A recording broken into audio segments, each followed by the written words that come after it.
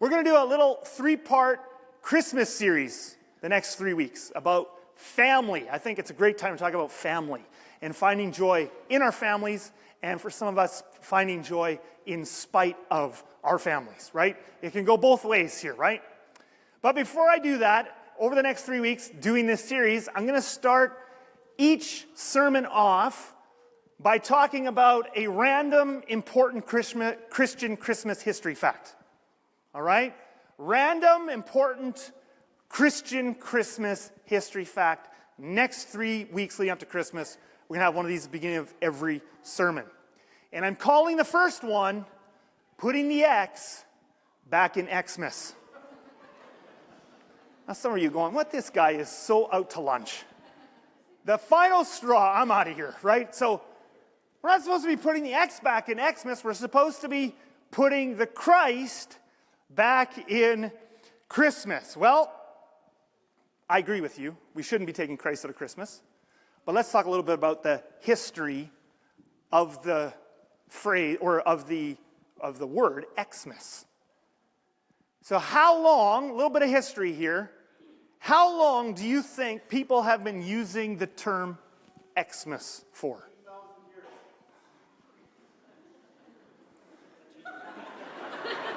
2,000 years. He's actually wrong. Nobody celebrated Christmas 2,000 years ago. But you totally threw off my perspective. He's right. It's very old. Thanks, Paul. A lot of people think it's 20 or 30 or maybe 50 years old that people have been using Xmas. But in fact, our first recorded use of the word Xmas is from the year AD 1021. It's 2024 today, so that's 1,003 years ago. And it for sure goes back further than that, because that's just our first time. You know, the vast majority of his ancient historical documents haven't made it to today. So this is just the first actual physical document we have that has Xmas in it. Now, the weird thing is, it was Christians. Now, of course, this is in medieval Europe. And in medieval Europe, everybody was a Christian by default. They didn't have atheists back then. I mean, pretty much everyone living back then is a Christian. So it's Christians over 1,000 years ago who are using the term Xmas instead of Christmas. Now you say, why on earth would Christians want to take the Christ out of Christmas? Well, two things. First of all, they didn't think they were taking Christ out of Christmas. And second of all, actually, it's not an X. It's not an X like we think. It looks like an X for us because of the English language and our letter X. But in order to learn what the early Christians thought this was, or medieval Christians, I should say, we have to learn a little bit of Greek. We have to go back even further. So Paul wanted to take us back 2,000 years. We're going to go back 1,700 years. Not quite 2,000. But we're going to go back 1,700 years. And 1,700 years ago, we're in the 4th century, which is the 300s AD. And if that doesn't make sense to you, just write out the different centuries and you'll see why. But anyway, the 4th century is the 300s AD. And in the 300s AD, almost all Christians spoke Greek, even the Jewish Christians, who were very minimal already by that time. But pretty much all Christians in the 4th century speak Greek. And in Greek, the word, and this is in the Greek, for Christ is, here it is in the Greek lettering, Christos, or Christos, or whatever. I'm not saying it quite right. But anyway, I took Greek in seminary. I kind of love it, so just to show off, I know the letters. This is the letter chi. It's not an X. It's the letter chi. It makes the k sound. And this thing that looks like a P is the Greek equivalent of an R. It makes the R sound. It's a rho. It's chi, rho, and then iota, and sigma and tau, and Omicron, which is a COVID virus now, and then sigma again. So this is Christos, or Christos, all right? And it's the word for Christ. Jesu Christos is how Greek-speaking early Christians would have said Jesus Christ, okay? Now, in the 4th century, the 300s AD, all right, the first, a really big event politically for Christianity occurred, and that is that the first Christian emperor, or first Christian to become emperor, Constantine, became emperor of the Roman Empire.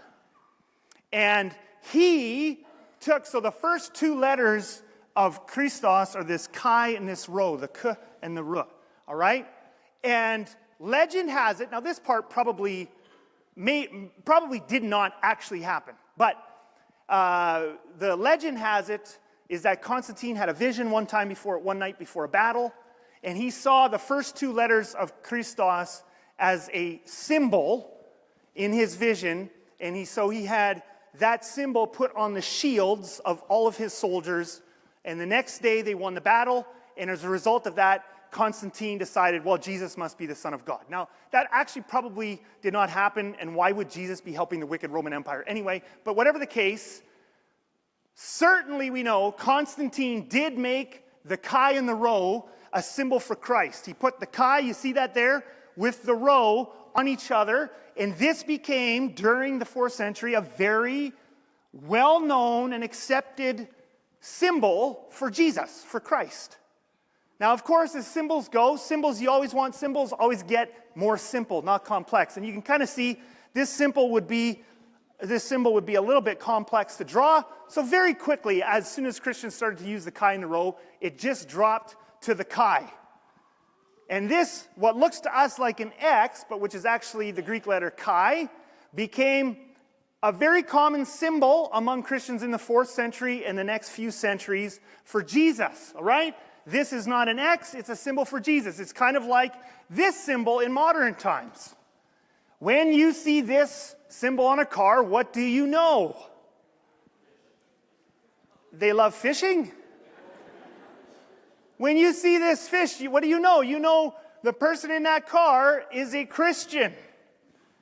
And hopefully they drive differently than cars without the fish, right? But we don't know about that, not always. But this is a symbol, right? This is a symbol for Jesus. In modern times, we just understand that. Oh, I see this fish. That's not a fish. That's for Jesus. By the way, one of our random important Christian Christmas history facts is going to be, how on earth did a fish come to symbolize Jesus? But that's not for this week. So we know what it's like to have a symbol for Jesus instead of the word Christ. They had a symbol for Jesus. It was the letter chi, not X. All right? Now, fast forward. In the 4th century, nobody is celebrating Christmas. They don't think it's an important holiday to celebrate for hundreds of years after Jesus. But over time, Christians start to celebrate the birth of Jesus. All right? And over time, they have to come up with a name. So now, in Europe, the languages of English and German and France are starting to develop. It's the Middle Ages. And they're starting to celebrate something at Jesus' birth called Christ's Mass, which Mass is just, you'll recognize that from Catholic churches now. That's just a word for a church service. They're celebrating a church service. They're having Christ's Mass on December 25th, which of course is going to turn into Christmas. And very quickly in here, because for many reasons. First of all, scribes, the very few people who could write back then and read back then, but the scribes were like us today. They were lazy. They wanted to save time. They wanted to save expensive space on parchment paper. So almost immediately, we start getting examples of them shortening this long word Christ into this. Just the chi, which Christians have been using for centuries by this point already, and they start to put the chi and call this Christmas. And that's how, over 1,000 years ago already, Christians started using the term, what we now call Xmas. Now, obviously, no doubt, some people today who use the word Xmas are no doubt using it because they want to take Jesus out of it. But I'll tell you why, when you understand your history a little bit, all of this actually just becomes a little bit amusing. Two reasons why it's amusing. First of all, I don't know why we should expect non-Christians to put Jesus in Christmas anyway. They're not Christians. By definition, they don't think Jesus is who we think he is. So that's just one reason. But the second reason is, I find it funny, the idea that anybody could take the God of the universe out of anything. He's in everything. He created us all. And the really hilarious thing to me is, even when you try to take him out, he's hidden there all along anyway. right? So that's your random, important Christian Christmas history fact.